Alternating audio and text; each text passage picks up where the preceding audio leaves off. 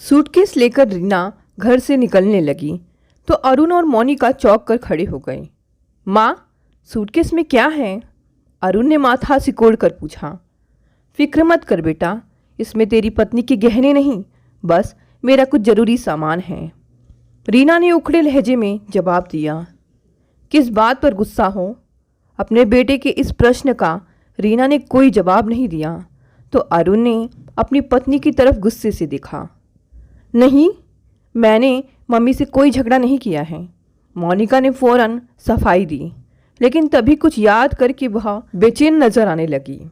अरुण खामोश रहकर मोनिका के आगे बोलने का इंतज़ार करने लगा। बात कुछ खास नहीं थी। मम्मी फ्रिज से कल रात दूध निकाल रही थी। मैंने बस यह कहा था कि सुबह कहीं वीर के लिए दूध कम ना पड़ जाए। कल चाय कई बार बनी। मुझे कतई नहीं एहसास हुआ कि उस छोटी सी बात का मम्मी इतना बुरा मान जाएंगी। अपनी बात ख़त्म करने तक मोनिका चिढ़ का शिकार बन गई। माँ, क्या बहू से नाराज़ हो? अरुण ने माँ को मनाने के लिए अपना लहजा कोमल कर लिया। मैं इस वक्त कुछ भी सुनने के मूड में नहीं हूँ। तू मुझे ऑटो ला दे बस। रीना की नाराज़गी उनकी आवाज़ में अब साफ झलक उठी। क्या आप शिप्रा दीदी के घर जा रही हो? हाँ। बेटी के घर सूटकेस लेकर रहने जा रही हो? अरुण ने बड़ी हैरानी जाहिर की। जब इकलौते बेटे के घर में विधवा माँ को मान सम्मान से जीना नसीब ना हो तो वह बेटी के घर जाकर रह सकती है। रीना ने जिद्दी लहजे में कहा। तुम गुस्सा थूक दो माँ, मैं मोनिका को डांटूंगा। नहीं, मेरे सब्र का घड़ा अब भर चुका है। मैं किसी हाल में नहीं रुकूंगी। कुछ और बातें भी क्या तुम्हें परेशान और दुखी कर रही हैं? अरे एक दो नहीं, बल्कि दसियों बातें हैं। रीना अचानक फट पड़ी। मैं तेरे घर की इज्जतदार बुजुर्ग सदस्य नहीं, बल्कि आया और नौकरानी बनकर रह गई हूँ। मेरा स्वास्थ्य अच्छा है तो इसका मतलब यह नहीं कि तुम नौकरानी भी हटा दो। मुझे वीर की आया बनाकर आए दिन पार्टियों में चले जाऊं। तुम दोनों के पास ढंग से दो बातें मुझसे करने का वक्त नहीं है। उस शाम मेरी छाती में दर्द था तो तू डॉक्टर के पास भी मुझे नहीं ले गया। माँ, तुम्हें बस एसिडिटी थी जो इनो खाकर ठीक भी हो गई थी। अरे, अगर दिल का दौरा पड़ने का दर्द हो तो तेरी इनो क्या करती? तुम दोनों के लिए अपना आराम, अपनी मौज मस्ती मेरे सुख दुख का ध्यान रखने से कहीं ज़्यादा महत्वपूर्ण है। मेरी तुम दोनों को बेचारे वीर की फिक्र भी नहीं। अरे, बच्चे की सारी जिम्मेदारियां दादी पर डालने वाले तुम जैसे लापरवाह माता पिता शायद ही दूसरे होंगे। रीना ने बेझिझक उन्हें खरी खरी सुना दी। मम्मी, हम इतने बुरे नहीं हैं जितने आप बता रही हो। मुझे लगता है कि आज आप तिल का ताड़ बनाने पर आमादा हो। मोनिका ने बुरा सा मुंह बनाकर कहा। अच्छे हो या बुरे, अब अपनी अपनी गृहस्थी तुम दोनों ही संभालो। मैं आया का इंतज़ाम कर लूँ, फिर आप चली जाना।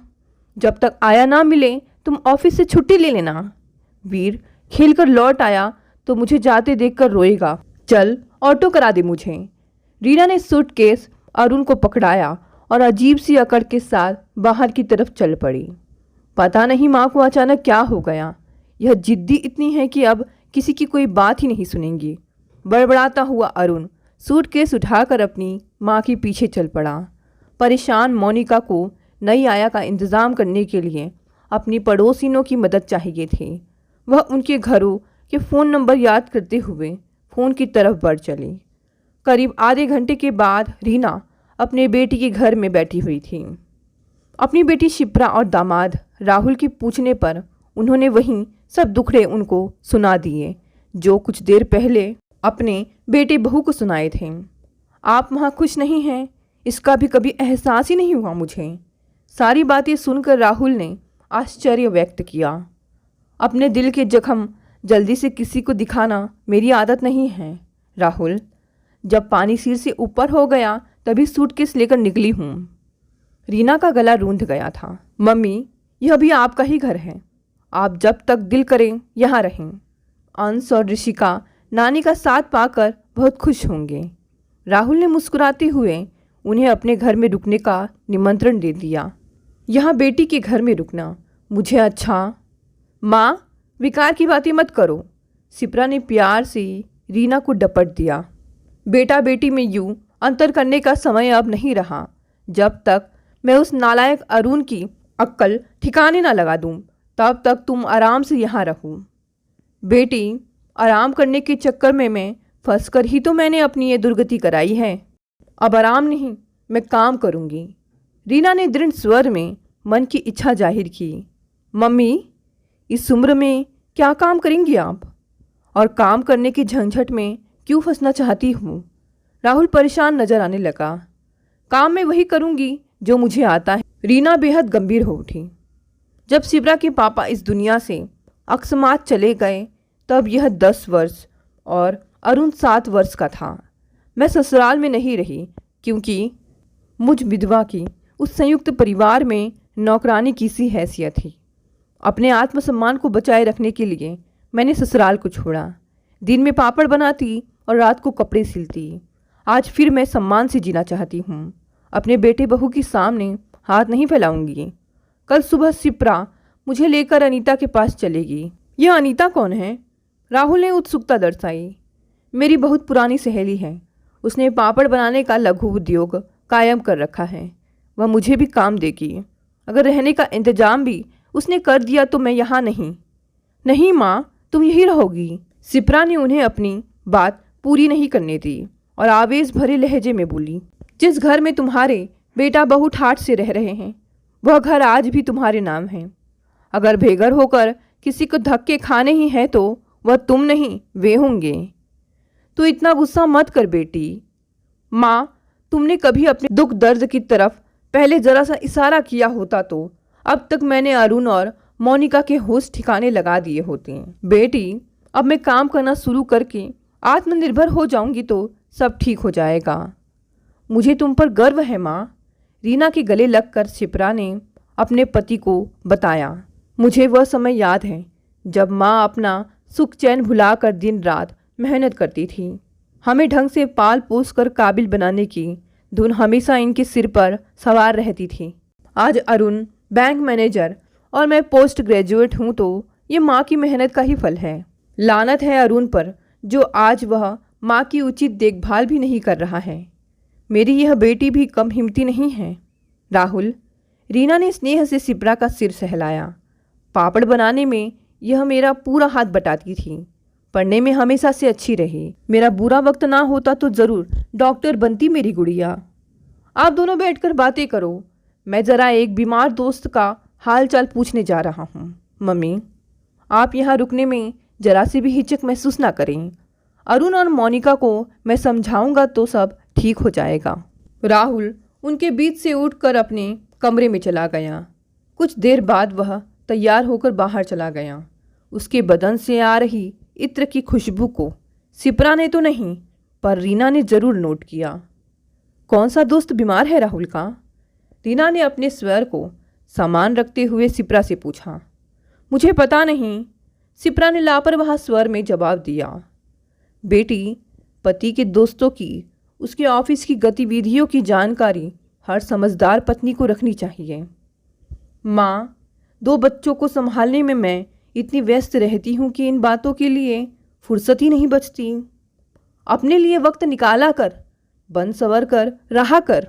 कुछ समय वहाँ से बचा कर राहुल को खुश करने के लिए लगाएगी तो उसे अच्छा लगेगा।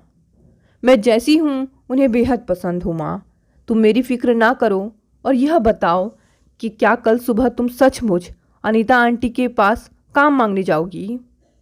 अपनी आंखों में चिंता के भाव लाकर शिप्रा ने विषय परिवर्तन कर दिया था। रीना काम पर जाने के लिए अपने फैसले पर जमी रही। उनके इस फैसले का शिप्रा ने स्वागत किया। रात को अरुण और मोनिका ने रीना से फ़ोन पर बात करनी चाहिए, पर वह तैयार नहीं हुई। शिप्रा ने दोनों को खूब डांटा। मोनिका ने उसकी डांट खामोश रहकर सुनी, पर अरुण ने इतना ज़रूर कहा, माँ ने कभी पहले शिकायत का एक शब्द भी मुंह से निकाला होता तो मैं ज़रूर कार्रवाई करता। मुझे सपना तो नहीं आने वाला था ना कि वह घर में दुख और परेशानी के साथ रह रही हैं। उन्हें घर छोड़ने से पहले हमसे बात करनी चाहिए थी। शिप्रा ने जब इस बारे में माँ से सवाल किया तो वह नींद आने की बात कह सोने चली गई।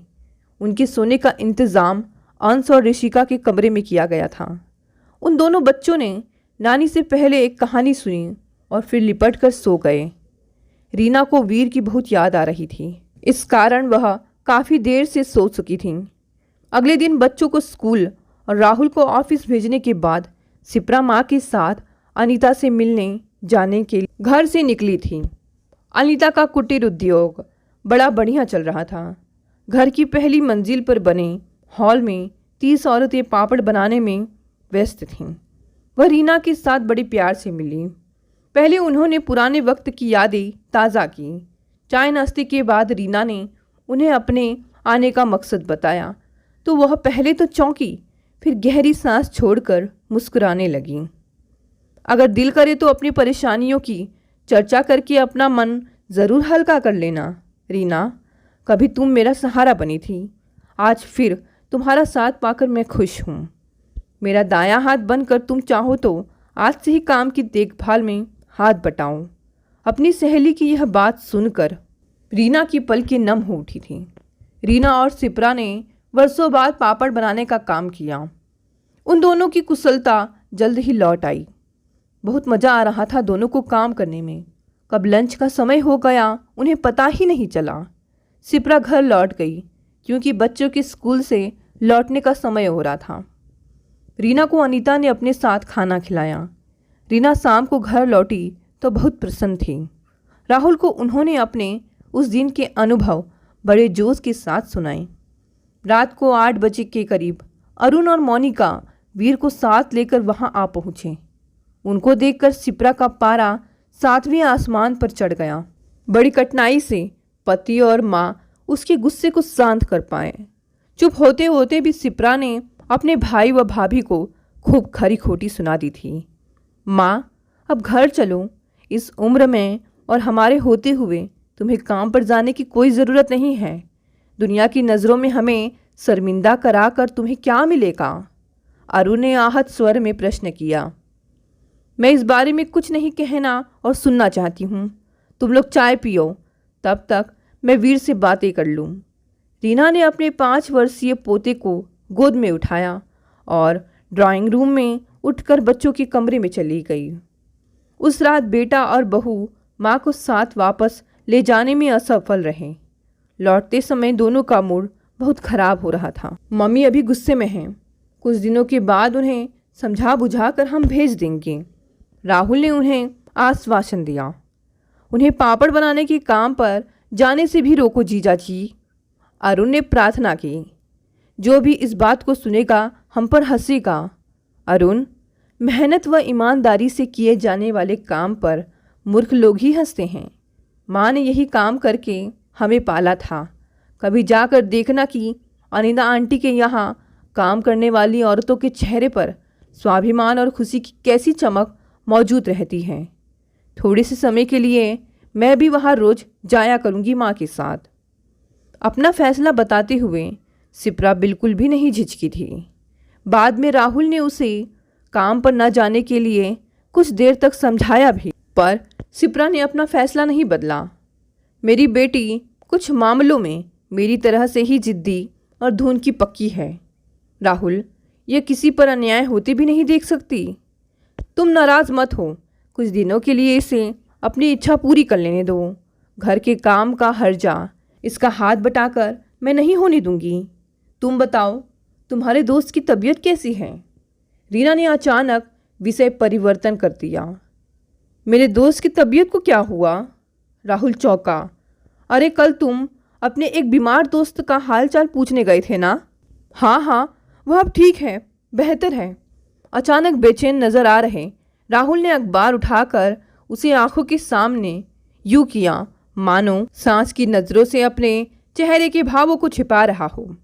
माँ ने बेटी की तरफ देखा, पर उसका ध्यान उन दोनों की तरफ न होकर ऋषिका की चोटी खोलने की तरफ लगा हुआ था।